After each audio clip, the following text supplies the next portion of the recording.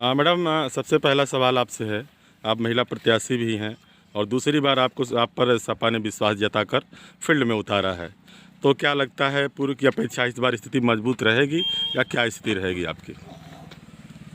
जी, मजबूत तो रहेगी। इस भारतीय जनता पार्टी ने झूठे वादा करती है, कहती है कि हर महिलाओं के खाता में 15-15 लाख रुपया जाएगा। 15 लाख रुपया जाने की बजाय जो भी उनके खाते में 1500 महिलाएं अपने खाता में चुरा लुका करके जमा करती थी, वो भी भारतीय जनता पार्टी ने ले लिया। योगी आदित्यनाथ जी कहते हैं कि सपा सरकार में सबसे ज्यादा गुंडागर्दी थी। गुंडागर्दी तो उनके सरकार में है। हमारी महिलाएं सुरक्षित नहीं है, हमारी बेटियां सुरक्षित नहीं है। आए दिन चोरी बलात्कार हो रही है, उनके सरकार में जुमलेबाजी हो रही है। योगी जी कहते हैं कि हमारी सरकार में अपराधी डर के मारे जेल में रहते हैं या तो उनके सरकार में जो गोरखपुर में रोज अभी देख लीजिए, गोरखपुर में मनीष गुप्ता को देख लीजिए, होटल में लौट के घाट उतार देते हैं। प्रशासन के लोग, न कोई कार्रवाई है न कोई सुनवाई है। उसके पत्नी को धमकी दिया जाता है कि अपना केस वापस नहीं लेंगी तो हम तुम्हारे बच्चों को भी गायब कर देंगे। आपके साथ कुछ समर्थक भी हैं। समर्थक, क्या नाम पड़ेगा सर आपका? लालजी यादव। सर, आपसे अहम क्वेश्चन है। आप अभी चर्चा कर रहे थे, वर्तमान सरकार ने बेरोजगारी, महंगाई आदि मुद्दों को अपने में शामिल किया है मुद्दों पे, और सरकार कहती है कि हम बेरोजगारों के पक्ष में काम किए हैं और कर भी रहे हैं। क्या कहना चाहेंगे आप? हम ये कहना चाहेंगे, पहले तो आप लोग तमाम पत्रकार साथी हैं, मीडिया देखते होंगे, कोई अमीर आदमी बैंकों में लाइन लाना गया, जब भी गए एक गरीब आदमी गया जो 100-200 रुपये पाता था, और पुलिस ने लाठियों से पीटा। लाइन में औरतों के बच्चा पैदा हो गए, हार्ट अटैक हो गया। ये क्या सा विकास हुआ? कौन सा रोजगार मामले बताइए। क्षेत्र का कोई नौजवान हुआ सिपाही भर्ती? समाजवादी सरकार में कोई टोला नहीं बचता था जहाँ का नौजवान सिपाही नहीं होता था। ये लीजिए आप 3500 सहायक शिक्षा मित्र वालों को उन्होंने सहायक अध्यापक बनाया, गरीबी परिवार के थे। कोई 3500 नौकरी करता है? टाटा डालमिया और बिरला जी कोई शिक्षा मित्र नौकरी करेगा? उस गरीबों को समाज कर उनको उस परिवार को खत्म कर दिया। सरकार ने कहा, भाजपा सरकार ने कहा कि यह नियम विरुद्ध जो है, इनको जो है ट्रेनिंग दिया गया है, इस वजह से वो माने नहीं किए। ये बता दीजिए, योगी सरकार ने बता रहा हूँ, जो 69 शिक्षकों की भर्ती थी, ये सब लोग जानते हैं, पूरा मीडिया जानता है, पेपर लोग सब, विधानसभा में सवाल उठा था। 69 जब भर्ती में इन्होंने दलितों और पिछड़ों का किन्ना खींचा, कभी आप उठाए आवाज? 28 कुछ उन्होंने भर्ती के सम्मान में कर दिया। उन्हें कैंडिडेट उपलब्ध नहीं है, उन्होंने आवेदन निकाला कि नहीं वही भर्ती खाली हुई आई है, SC और OBC का आवेदन करिए। सीधे उन्होंने विधानसभा पास कराकर भर्ती कर लिया। ये कौन सा नियम भैया?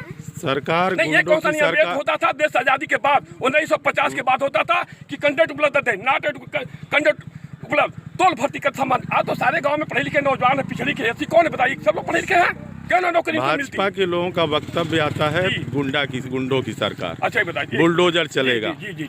जून और मई की गर्मी को शिमला बना देंगे। सुन लीजिए, हमको याद है जब मुलायम से लड़े थे चुनाव सफाई से जी, तो चंबल का सरदार तहसीलदार सिंह था, यही बीजेपी लड़ाई थी, जनता ने भगा दिया। हजारों राइफल लेकर आए थे, पूरी जनता सड़क पर आ गई और वो पूरी तरह चुनाव हार के तहसीलदार चले गए। चंबल सरदार थे, उनसे बड़ा गुंडा कौन है? तमाम राजेश, धनंजय सिंह अभी अच्छा ये बताइए, गरीब आदमी रोटी भी रहो गुंडा करेगा? समाजवादी गरीब हक के लड़ती है, वो गरीब हक लड़ती है, वो गरीब सम्मान लड़ती है, गरीब को रोजगारी ले लड़ती है। गुंडा वो नहीं हो सकते। गुंडा बाबा पूछे कितनी हत्या उनके ऊपर है? 30 साल से उसको दफा बचा हुआ है, जो उनसे पूछिए आप सवाल क्यों नहीं करते आप लोग? बाबा के ऊपर 82 मुकदमे थे, क्यों वापस लिया उन्होंने? ऐसा कोई नेता देश नहीं था जो खुद का मुकदमा वापस लिया हो। अब उसे गुंडा बताते हैं।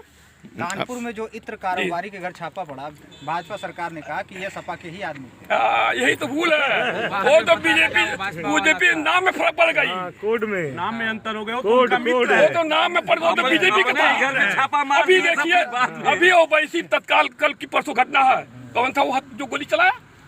कौन था? कौन था? पुलिस ने पेपर देखिए कल कि ये बीजेपी कार्यकर्ता था, वो हिंदू मुस्लिम का दंगा करवा करके और भाईचारे में नफरत फैला करके ये गद्दी इसको चाहिए। ये अंग्रेज के दलाल हैं, ये नहीं चाहते देश आजाद हो, ये बीजेपी RSS है। क्या बात करते उसकी आप?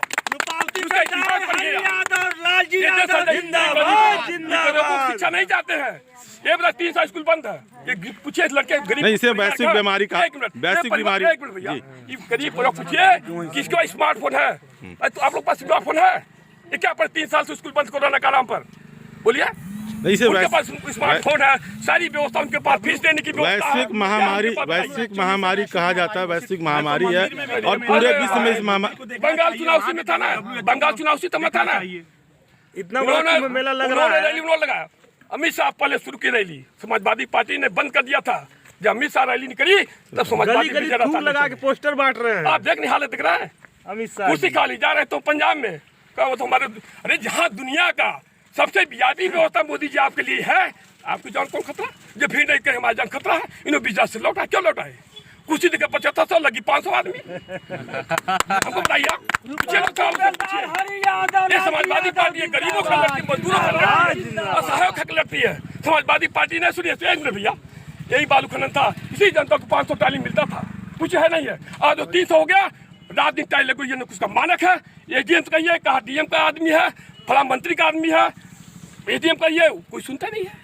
हमने कई बार सवाल उठाया, हमने कहा कैसे उठाया भैया, बालू खनन कोई सीमा तुम्हारे पास तो कोई सनद दे दिखाओ हमको। आज का अधिकारी सुनता है, कमीशन नहीं सुनता है, कमीशन ने शिकायत किया। ये कौन सरकार भैया?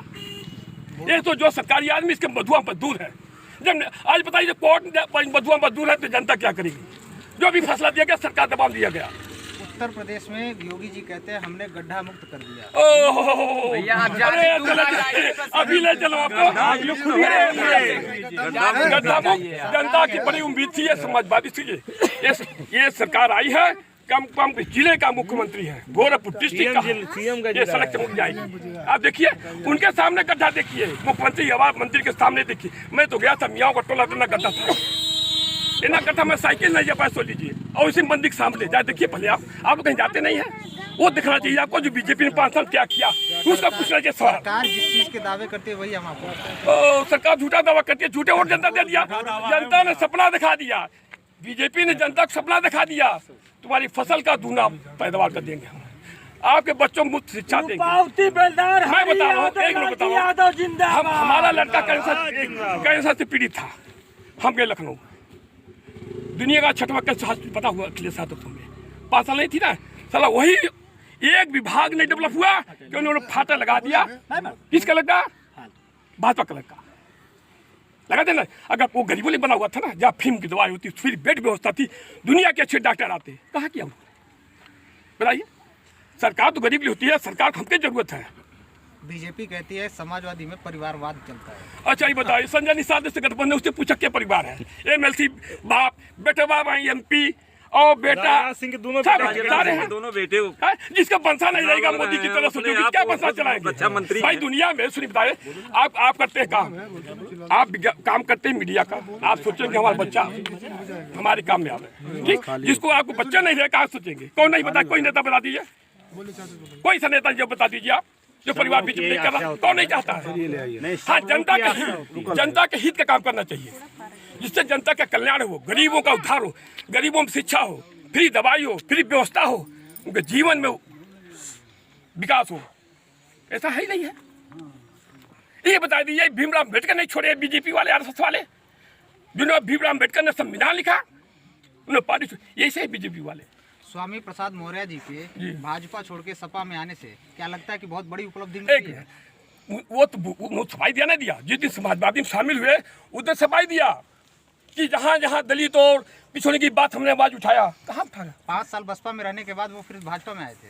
अरे भाई जो क्या करेंगे भाजपा में करके, कुछ चला उनका, इसीलिए भागे ना, दल क्यों छोड़ा उन्होंने? इसीलिए छोड़ा, अपने समाज लड़ते थे, वो अपने समाज के लड़ते थे, दलित लड़ते थे, पिछड़ा कमजोर के लड़ते थे, लेकिन बीच में सुनी नहीं जाती क्योंकि प्रचंड बहुमत था। धन्यवाद। बोलो। गोरखपुर में फर्टिलाइजर और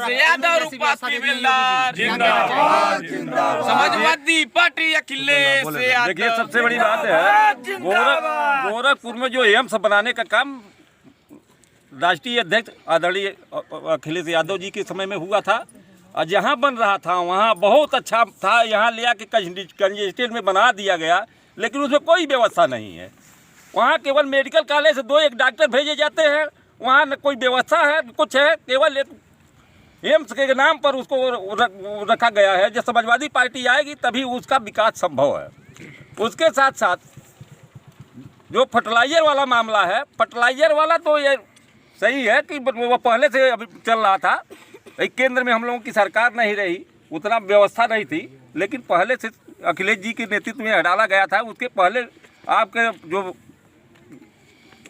वो है वो कौन इंजीनियरिंग कॉलेज का नाम भूल रहे हैं, मदन मोहन मालवीय को रुड़की का दर्जा देने का काम किए। फिर विश्वविद्यालय जो आपका है विकास उसी समय में हुआ। 500 बेड का मेडिकल कॉलेज में वार्ड बना, वह सब अखिलेश जी की देन है। स्वास्थ्य के मामले में समाजवादी पार्टी जो की है वो कोई सरकार कर ही नहीं सकती है। भाजपा सरकार कहती है, मौजूदा उत्तर प्रदेश सरकार कहती है कि हमने कोरोना टाइम पे महामारी के समय पे जब देश संकट में था हमने मुफ्त राशन बांटा।